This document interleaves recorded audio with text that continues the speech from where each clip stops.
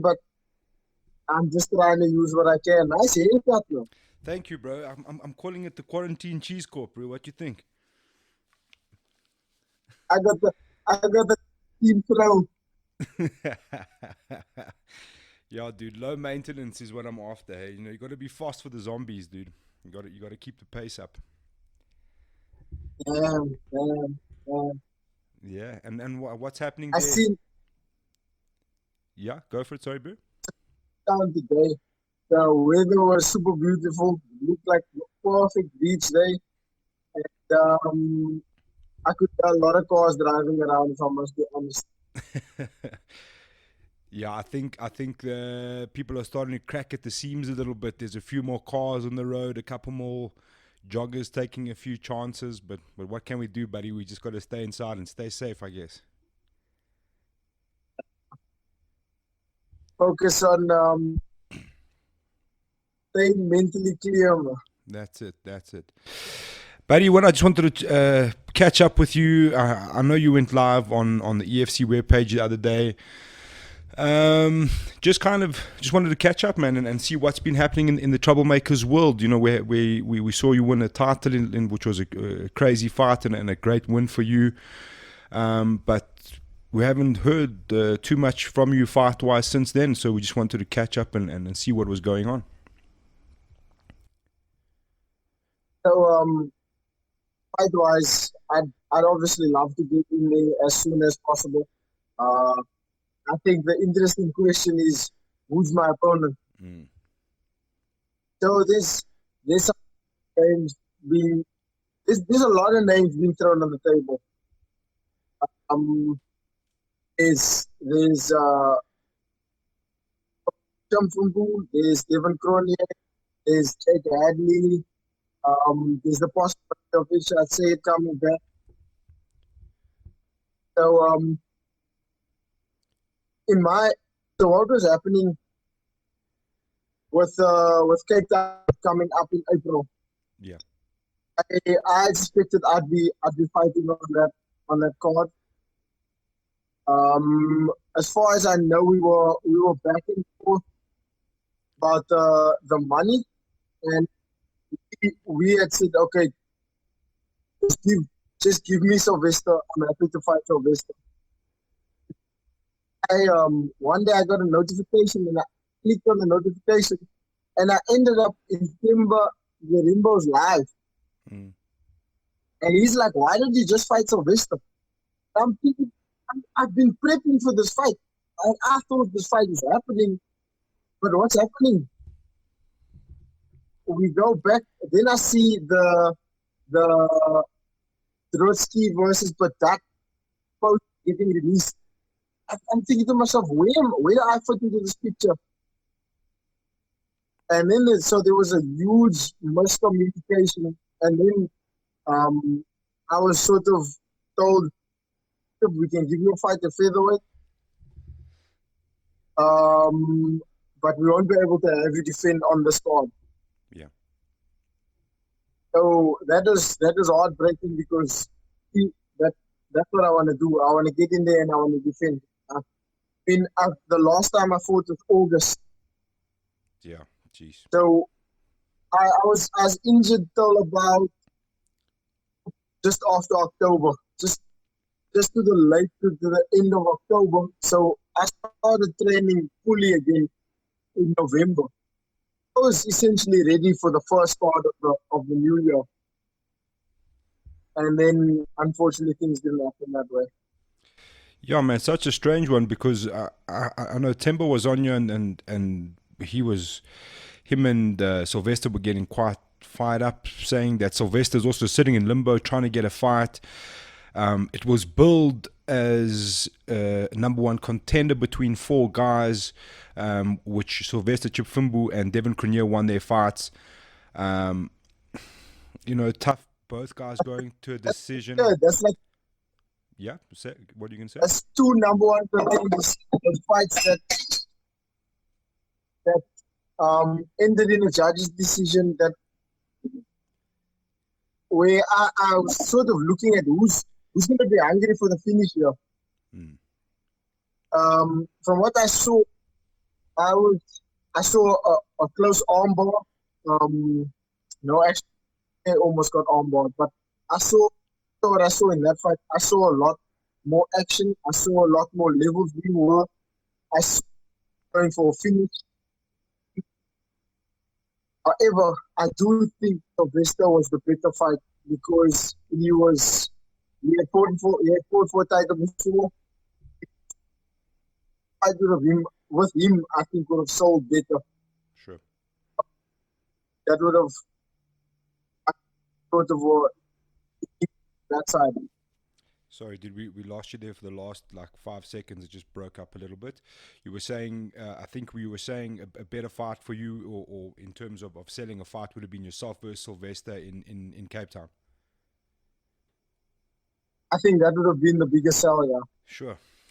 So, like you were saying, there's a couple of names being thrown around the pot. Obviously, the entire sporting world is in limbo at the moment while we deal with the coronavirus.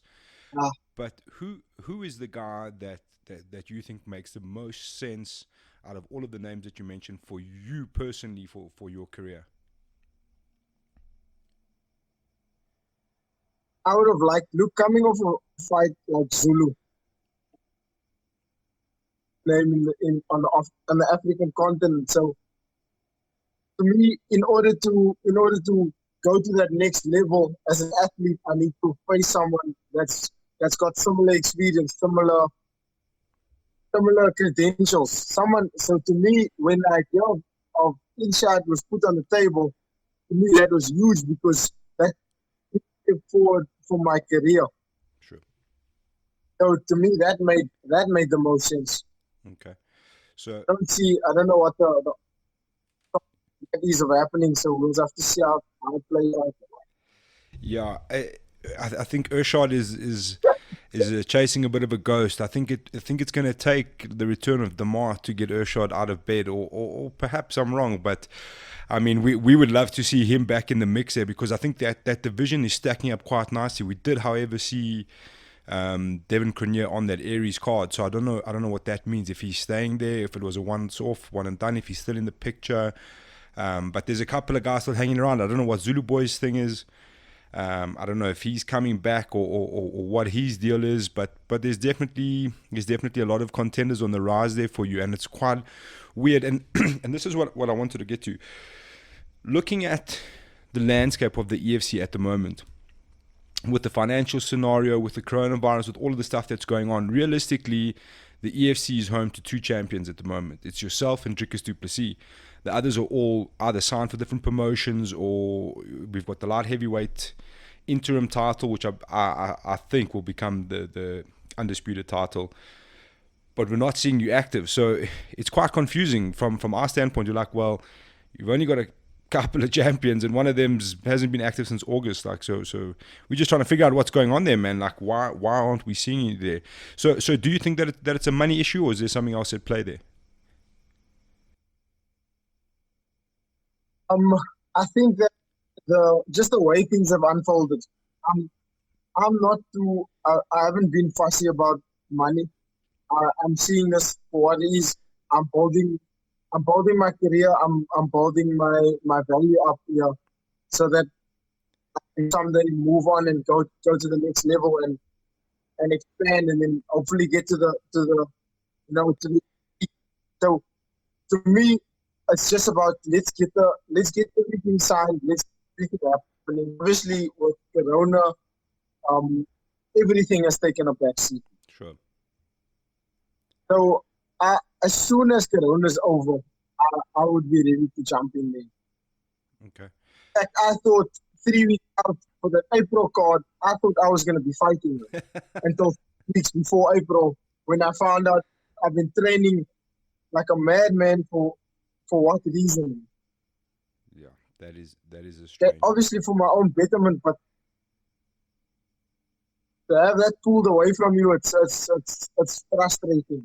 No, I can imagine.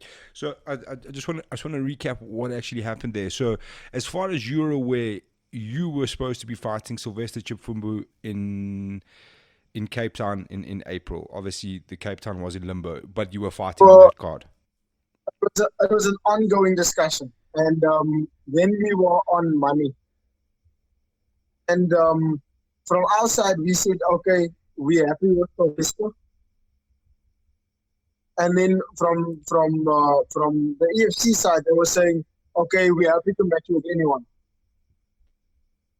So we had made our decision. We were waiting for the final, kind of just the contracts to be sent, though, for the final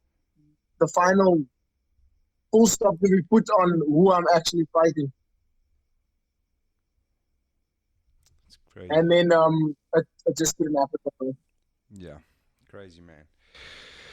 Anyway, hopefully we're gonna get that ironed out and we're gonna see you back in action there. What I have to chat to you about is because I spoke to him before, I didn't even realize what was going on at the time. But as me and Jake Hadley got on the phone, there was a bit of spat going on between the two of you.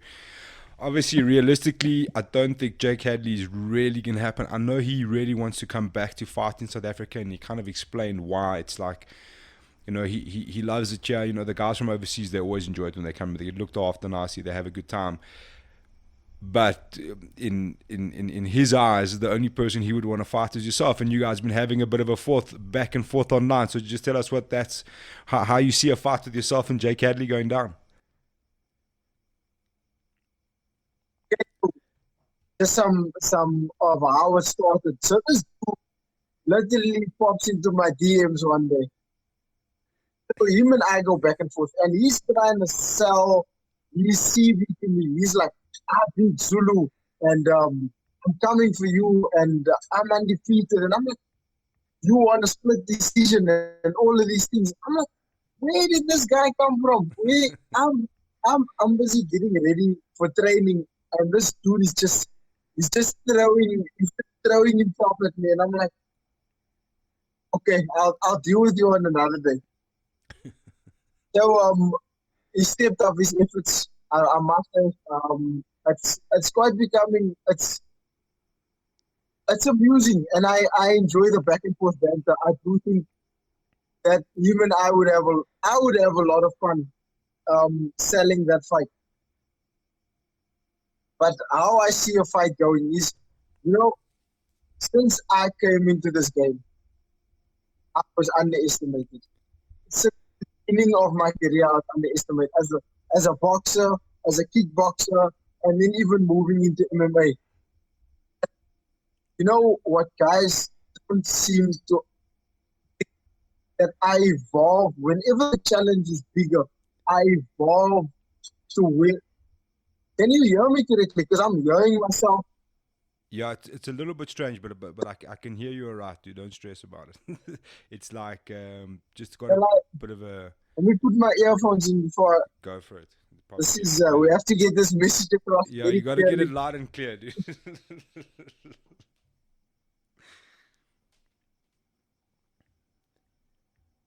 Let's give this a little bit of a. Now we're talking. Okay, perfect. Okay, so all throughout my career, I'm I'm busy evolving with every fight, and guys are continually doubting me. I remember I lost to Nerik the Moose, and everybody was talking about this guy's not coming back from here. I lost to Eleanor. They claimed I had no ground game.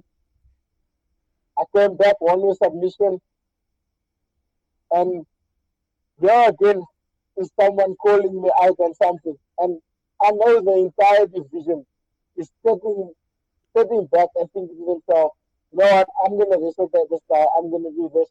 I'm going to take him to the floor and he's going to have nothing. And here's what they don't get. Is underestimating me is the biggest mistake you're ever going to make. So I'm looking forward to showcasing what I've been working on. When I came into the UFC, I was quite inexperienced. I was quite inexperienced in terms of jiu-jitsu. I had only 2 MMA fights before I went into the UFC. But I fought as a pro K1 fighter for quite a while. And then I literally had like 6 to 8 months of jiu-jitsu when I came into the UFC, and now I've got a solid foundation. I've got Vidal as my head coach and striking coach. I've got Coach Hayden, who is my wrestling coach, and then I've got uh, Coach Eddie Lalo, who is my Brazilian jiu-jitsu coach, and a legit black belt. So all the questions, all the creases are being ironed out now. And I do watch the fight and think to myself, I did make that mistake. I'm honest with myself. I can admit there were some things that I did that was questionable, but what the way I come back from it. 100%, man. That's a powerful message, and hopefully we get to see all of this soon, man. You're the guy who's been on the rise for so long, and the EFC realistically has put a lot of effort into your marketing. They've backed you. So it's just been a bit strange to see you sitting on the sidelines, which has been the main focus of what I wanted to Okay, chat about, to see where you at. I am damn marketable though. I put effort into that. Exactly. So that's what's made it quite strange to see what's going on. But like I say, man, hopefully this is all over soon, and we get to see you in action there. I'm hoping it's Sylvester Chipfumbu. I think that fight matches up quite nicely, and hopefully we can see that before the end of the year, man. I think that would be a fun fight. That's such a fun fight. I think in terms of that fight's gonna go a lot more MMA than people think. I think they think that I'm gonna probably just try and strike, and we will just. He's probably just gonna. It's gonna be a striking kickboxing kind of fight. But I feel like that fight's gonna go on all levels. Yeah, definitely. Buddy, we wish you all the best. Thank you for your time. Stay safe. Stay inside, sort of train outside, stay inside. Do your thing, buddy, and we'll chat to you soon. And keep those live stories coming, bro. Those school stories are pretty funny, so keep doing it. I'm sure the people are enjoying it. Appreciate that, man. Thank you, brother. Stay Cheers, safe. brother. Stay cool. You too, man. What you're doing for the sport is awesome. Keep it up, man. Thank you, brother. Appreciate that. Stay safe, man. Okay. Cheers. Ciao, brother.